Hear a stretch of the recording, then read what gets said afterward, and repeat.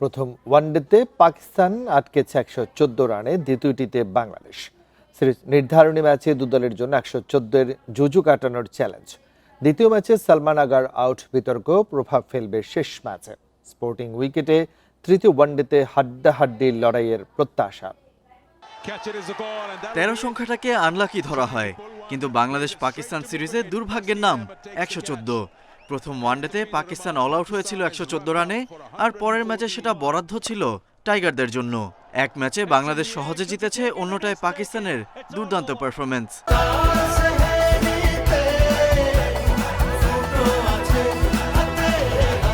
রোববার সিরিজ নির্ধারণী ম্যাচে প্রতিদ্বন্দ্বিতা হবে তো মিরপুরের শেষ হাসি মিরাজ নাকি শাহিন আফ্রিদির মুখে, সেটা দেখার অপেক্ষা।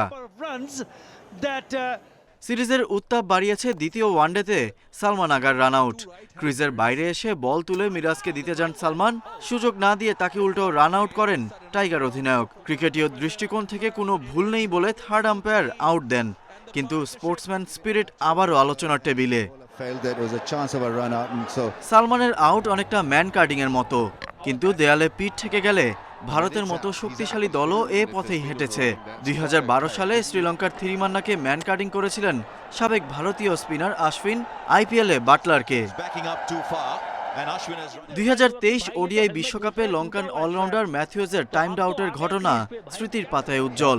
সাকিবের সে সিদ্ধান্ত বাংলাদেশের জয়ে বড় ভূমিকা রেখেছিল। সিরিজ নির্ধারণী ম্যাচে পাকিস্তানের কি ফ্যাক্টর হতে পারেন সাইফজাদা ফারহান। টি-20 বিশ্বকাপের টপ স্কোরার প্রথম 2 ম্যাচে সেট হয়েও ইনিংস বড় করতে পারেননি। 27 আর 31 রান দুটো বড় হলে বিপদেই পড়বে বাংলাদেশ। কে জানে সিরিজ নির্ধারণী তৃতীয় ওয়ানডের জন্যই সবটুকু তুলে রেখেছেন কিনা।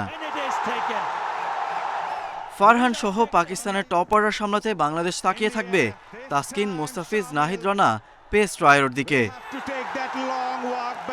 প্রথম 2 ম্যাচের ব্যাটিং বিপর্যয়ে মিরপুরের উইকেটের কোনো দায় নেই, বরং স্মরণকালের সবচেয়ে সেরা উইকেটে হচ্ছে এবারের সিরিজ। 2 দলের পারফরমেন্স প্রশ্নবিদ্ধ হলেও মিরপুরের উইকেট এবার 100-তে 100। Ghalib Hasan, Independent news.